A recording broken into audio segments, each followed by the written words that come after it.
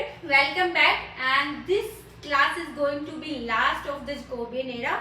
So जो ये Jacobian period था हमारा उसकी लास्ट क्लास है. हमने बिल्कुल स्टार्टिंग से एंडिंग तक मेजर से माइनर राइटर को डिटेल में डिस्कस किया है. ठीक है.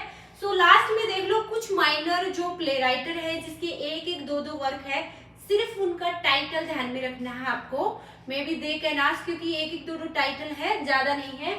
सो फर्स्ट है जॉन मार्स्टन है, इसका हिस्टेरियोरोमैटिक्स है ये वर्क है. इसका सिर्फ आपको टाइटल ध्यान में रखना है. ठीक है. नेम, ये इसके वर्क का नाम है हिस्टेरियोमैटिक्स. सेकंड है जेम्स शेरली है, इसका हाइड पार्क है इसके वर्क का नाम, ये ध्यान में रखना है आपको. जॉन फॉक्स है, इसका book of martyrs. Okay. So the virgin martyr है, वो किसका था?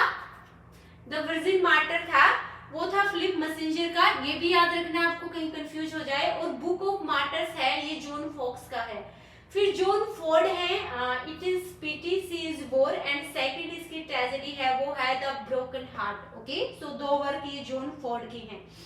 तो ये सिर्फ 3 से 4 जो प्ले राइटर थे जिनके एक वर्क के नाम आपको ध्यान में रखना है. और इसी के साथ जो हमारा जैकोबियन पीरियड था ब्रिटिश हिस्ट्री का, वो यहीं पे कंप्लीट होता है. हमने मेजर से बिल्कुल माइनर जो राइटर, ये माइनर जो प्ले राइटर हैं जो जैकोबियन एरा से बिलोंग करते हैं, और इनका एक वर्क है जो कभी कभी पूछा जाता है.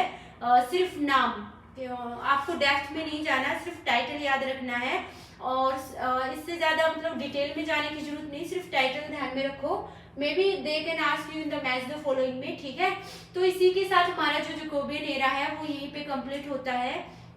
हमने ईच एंड एवरी राइटर है उसको डिटेल में डिस्कस किया है कि कौन सा वर्क उसका बहुत ज्यादा इंपॉर्टेंट है जिसको हमने डिटेल में करना चाहिए, और कौन सा जो माइनर जो लेवल के जो वर्क होते हैं जिनके टाइटल ही इनफ होते हैं. ठीक है. तो मैंने बिल्कुल डिटेल में करवाया है, इतना सफिशिएंट है नेट के एग्जाम के लिए. ठीक है.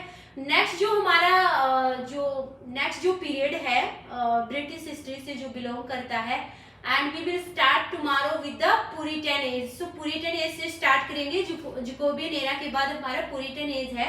सो सबसे पहले हम उसका हिस्टोरिकल पीरियड जानेंगे. हु वाज द किंग, उसका हिस्टोरिकल मतलब बैकग्राउंड क्या था, उसका लिटरेरी बैकग्राउंड क्या था. Okay. All of this we will read next day. Okay. That's Y.